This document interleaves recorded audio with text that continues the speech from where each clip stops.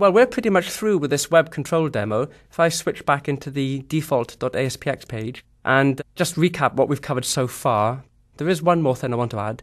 We've seen how to use ASP.NET controls such as labels and text boxes and the drop-down list and the checkbox list and, of course, the button control itself. Well, you might have noticed in the standard tab in the toolbox, as well as having these sort of pretty much these are wrappers for the HTML controls, but as well we have some quite high-level, very rich controls such as calendar. So I thought it'd be quite cool to add a calendar to our web page to represent the person's date of birth. So in order to do that, we'll go back to the table and we'll add another row. We'll choose the second row and right-click and insert a table row below where we're currently at. Okay, and in the left-hand column of the new row, let's add a label. And the label, we'll set some properties. We'll set the ID to be birthday label, like so. And we'll also set the text to be birthday, like so. And now then, the calendar is going to be quite big, so I'm going to, well, let's just see if it'll fit into that cell there. Let's drag a calendar and drop it into this table cell and see what it looks like. Okay, so, well, we have a smart tag straight away, which enables us to auto-format this rich control. So let's click on there, and this is quite simple, really. Let's choose which formatting we want.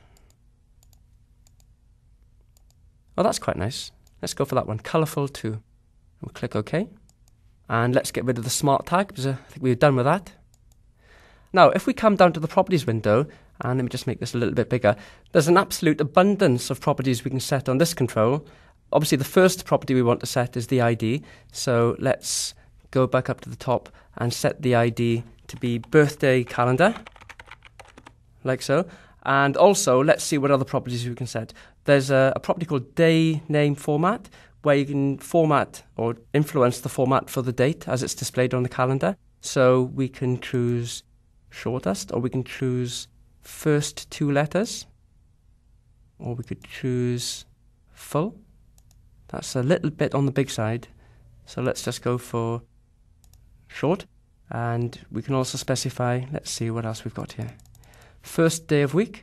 So for example, you might say that the first day of the week is Sunday, or alternatively you might say the first day of the week is Monday. Okay, so obviously this is quite straightforward, but it's quite important to get just the right professional look and feel for your website. Next, pre-format.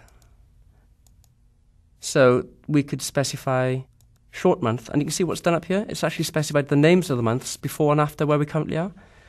Or we can go for full month, or we could go for just custom. I think I prefer that. Okay, so the various other properties, feel free to have an experiment yourself. Let's just run the application and see that it works properly. So Control F5 runs without debugging. There it is. So the birthday, I can go forward to next month. And wow, look at this. Great. Have a look down this area as I click the arrow. Every time I click the arrow, there's a postback to the server. It requires server-side processing to actually provide us or to regenerate the image for the calendar. That's probably not surprising. So we'll enter a name, so Thomas. That's the name of our little boy. And Thomas is also an adopted Welshman. And Thomas is also 8 because they're twins. And he can't program in anything yet, so we'll just go for J#. And his birthday is July the 2nd. So make a note of that, July the 2nd. And submit. There we are. So we're done with this example. We've seen quite a lot of stuff here. We've seen how to use high-level controls, such as text boxes and labels, and drop-down lists and checkbox lists, plus the rich controls, such as calendar. And it's interesting just to, before we finish, to look at the source code that's been rendered for this calendar control. So I'll click on View Source. And, well, there's a lot of stuff here that we can just ignore for now. But I'll scroll down to the bottom and you'll see, wow, look at that. All of this HTML was generated by the calendar control at the web server. When ASP.NET told the calendar control to render itself as HTML, this is the HTML that the calendar rendered itself as. And it just goes to emphasize the benefit of using the high-level web controls rather than using the sort of low-level HTML controls that we started with.